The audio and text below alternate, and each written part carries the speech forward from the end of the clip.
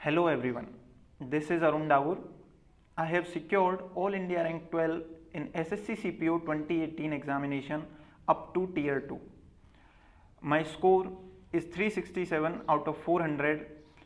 I have secured 173 out of 200 in prelims examination and 193.75 out of 200 in mains examination. OBC category में मेरी rank all India rank 3 है। इस video को बनाने का मेरा उद्देश्य उन लोगों की हेल्प करना है जो इस एग्ज़ाम को अपना टारगेट बनाकर चल रहे हैं। कुछ लोग 2019 प्रीलिम्स क्लियर कर चुके हैं और फिजिकल या मेंस की प्रिपरेशन कर रहे हैं। इसके अलावा कुछ लोग हैं जो 2020 सीपीओ के एग्ज़ामिनेशन को टारगेट कर रहे हैं। तो उन बच्चों के लिए ये वीडियो होने वाली है। इस वीडियो में मैं अपनी स्ट्रेटेजी के बारे में बात करूंगा। मैं प्रीलिम्स में, फिजिकल में और मेंस में अपनी स्ट्रेटेजी, बुक लिस्ट और मेथड्स के बारे में बताऊंगा कि मैंने कैसे इस प्रिपरेशन को कंप्लीट किया। एसएससी सीपीओ का जो एग्ज़ाम होता है वो बेसिकली 4 फेजेज़ में कंडक्ट करवाया जाता है। पहले फेज़ में प्रीलिम्स एग्जामिनेशन होती है, उसके बाद फिजिकल होता है, आफ्टरवर्ड्स मेंस एग्ज़ाम एंड उसके बाद मेडिकल एग्जामिनेशन होता है।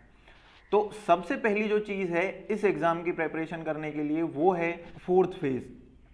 प्रिपरेशन शुरू करने से पहले you should make sure that you are medically up to the standards which are required for the physical competence of this examination of this job.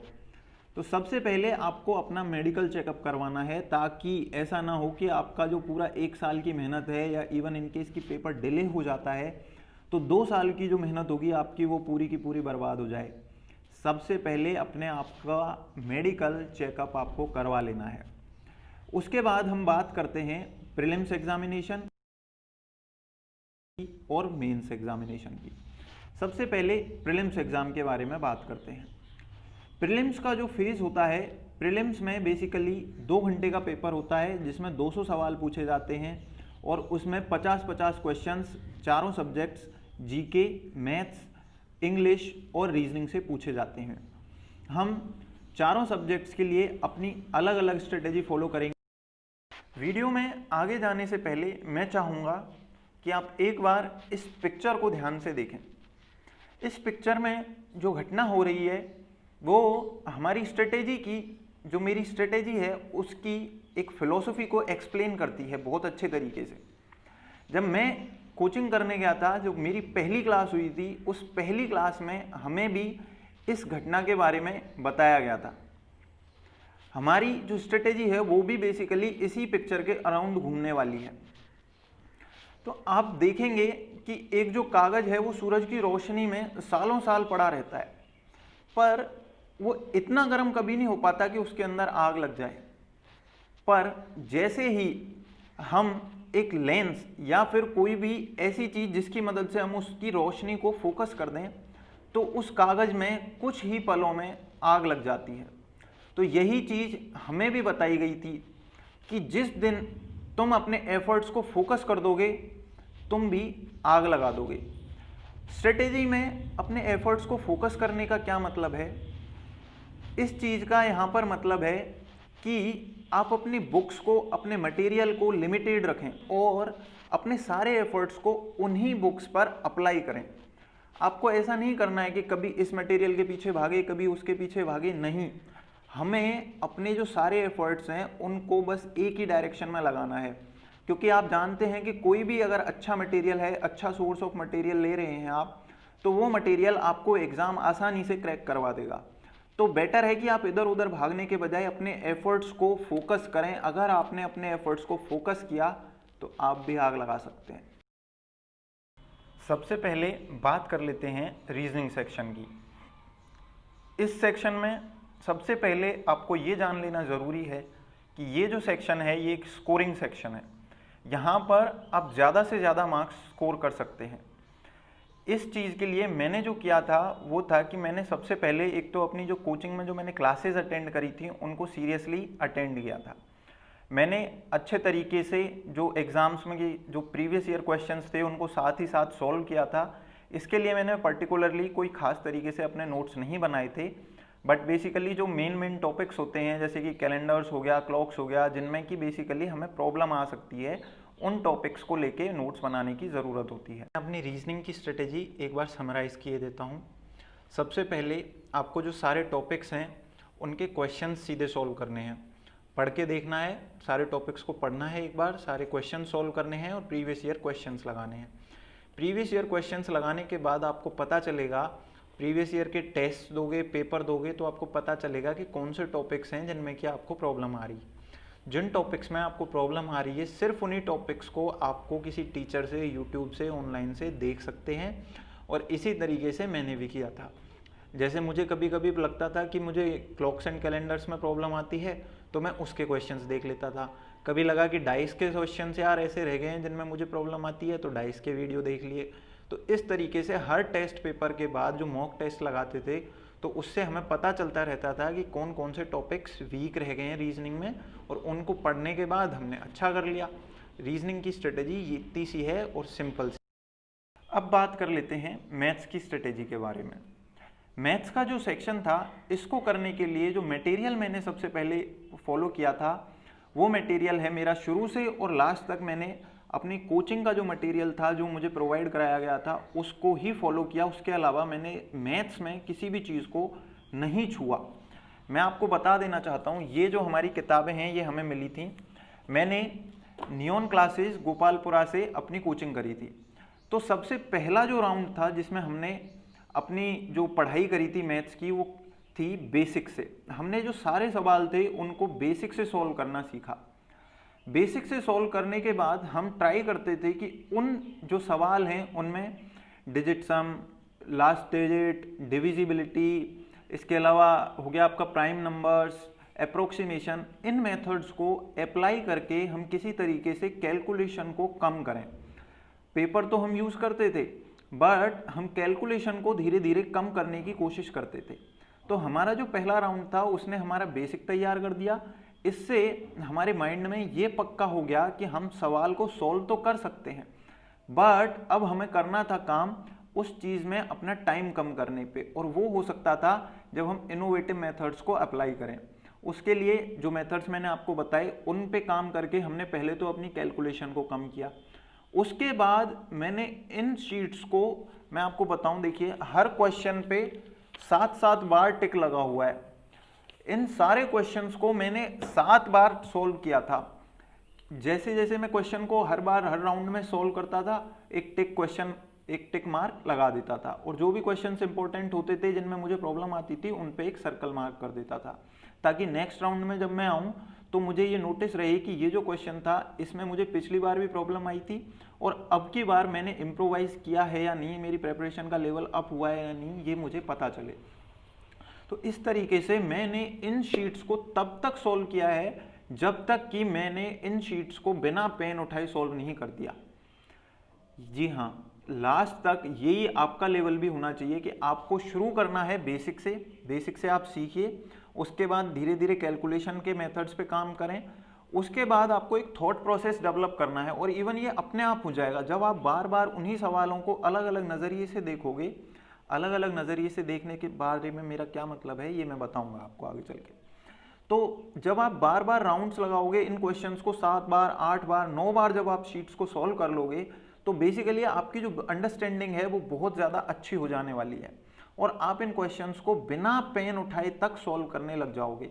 और वही मेरे साथ हुआ था। मैंने पूरी शीट्स को, बेसिकली एक शीट में 2 या 3 क्वेश्चन ऐसे होते थे जो कि मैं बिना पेन उठाए सॉल्व नहीं कर पाता था, क्योंकि उन क्वेश्चंस के जो मेथड्स हैं वो मैंने डेवलप नहीं कर पाया था, उनकी अंडरस्टैंडिंग मेरी नहीं हो पाई थी डेवलप, बट मैं ऑलमोस्ट पूरी की पूरी शीट को बिना पेन उठाए सॉल्व कर पाता था। अब बात कर लेते हैं जो मैंने अभी आपसे कहा था कि अलग अलग नज़रिए से सवालों को देखना है।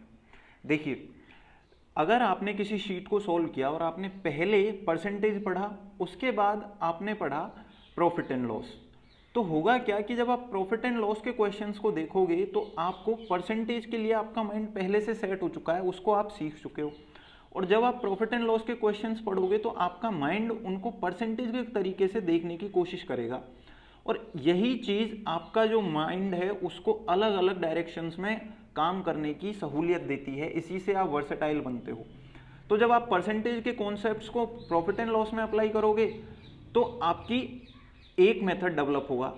जब दूसरा तरीका क्या है कि आपने एक बार शीट को शुरू से और लास्ट तक सॉल्व किया, उसके बाद आप सॉल्व करते आते हो पीछे की तरफ से, आपने पहले मिक्सचर एंड एलिगेशन पढ़ा, उसके बाद आप प्रॉफिट एंड लॉस पे आए।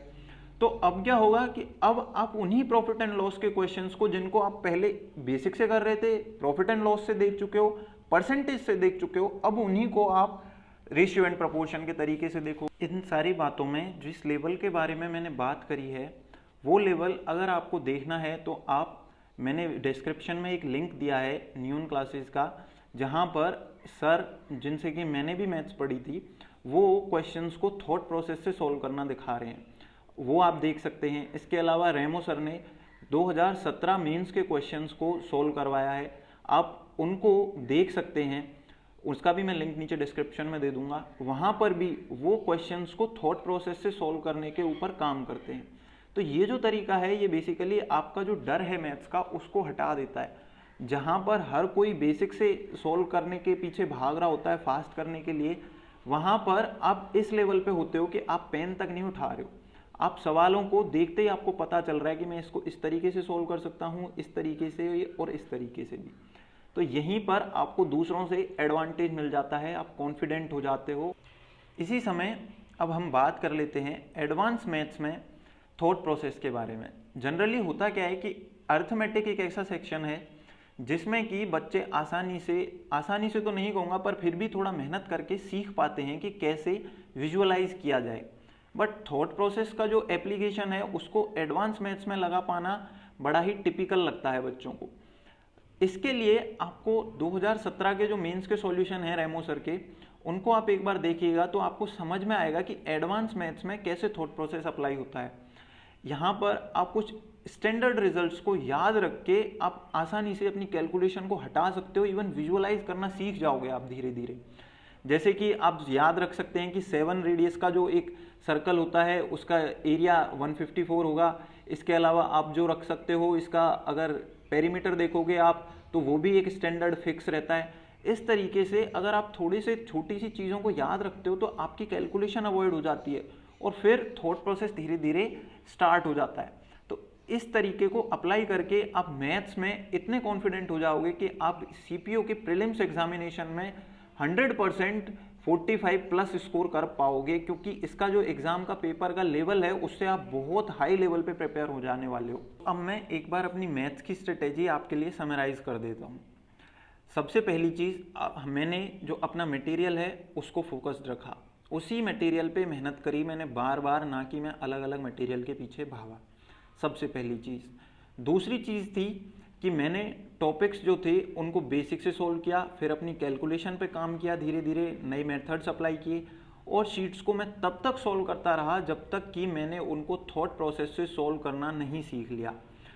इसके बाद एडवांस मैथ्स का जो सेक्शन है उसके बारे में मैं आपको ऑनेस्टली बता देता हूँ कि जब मैं पेपर देने गया था सीपीओ प्रीलिम्स का, उस वक्त तक मैंने थॉट प्रोसेस को एडवांस मैथ्स में अप्लाई कर पाना नहीं सीखा था।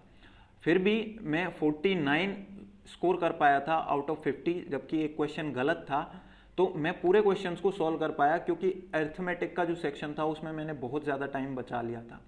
तो इस तरीके से इस चीज़ को मैंने फॉलो किया, फोकस्ड रखा अपने आप को, और इसके अलावा उस मटेरियल पे बार बार काम किया जब तक कि मैं उसमें अडेप्ट नहीं हो गया।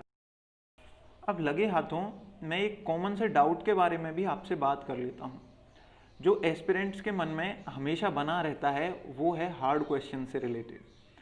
ज़्यादातर बच्चे हमेशा इसी चीज़ में घूमते रहते हैं कि सर पैटर्न बदल रहा है, नए टाइप के क्वेश्चंस आ रहे हैं, तो किस तरीके से हम सॉल्व कर पाएंगे, क्या सोर्स मटेरियल फॉलो करें, क्या अपडेटेड मटेरियल देखें कहीं से।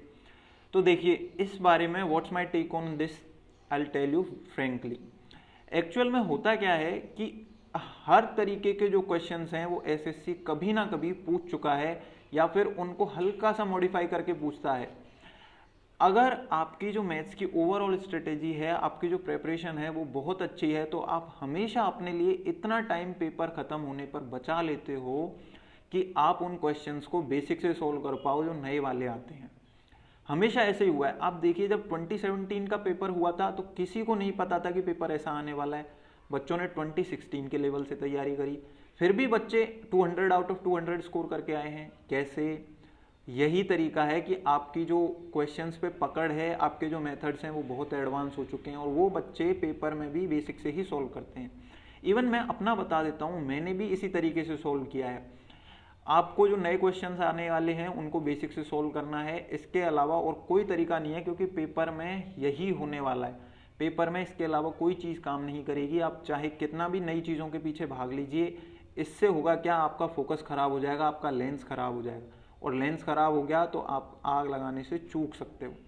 सबसे बढ़िया चीज़ है कि आप अपने आप को फोकस्ड रखिए और बेसिक से ही उन क्वेश्चंस को सॉल्व करना है जो नए आने वाले हैं। जीके की स्ट्रेटेजी हम अगली वीडियो में डिस्कस करेंगे, अदरवाइज़ ये वीडियो बहुत ज़्यादा लंबा हो जाने वाला है। उस वीडियो में हम पर्टिकुलर सेक्शंस जैसे कि हिस्ट्री, पॉलिटी, जियोग्राफी, इनके सबके बारे में अलग अलग डिटेल में बात करेंगे कि क्या स्टडी मटेरियल रहा और उसे किस तरीके से मैंने पढ़ा। ये जो वीडियो आपने देखा, इससे रिलेटेड यदि आपकी कोई भी क्वेरीज हैं, then you can go to the comment section. I will try to answer as many queries as I can.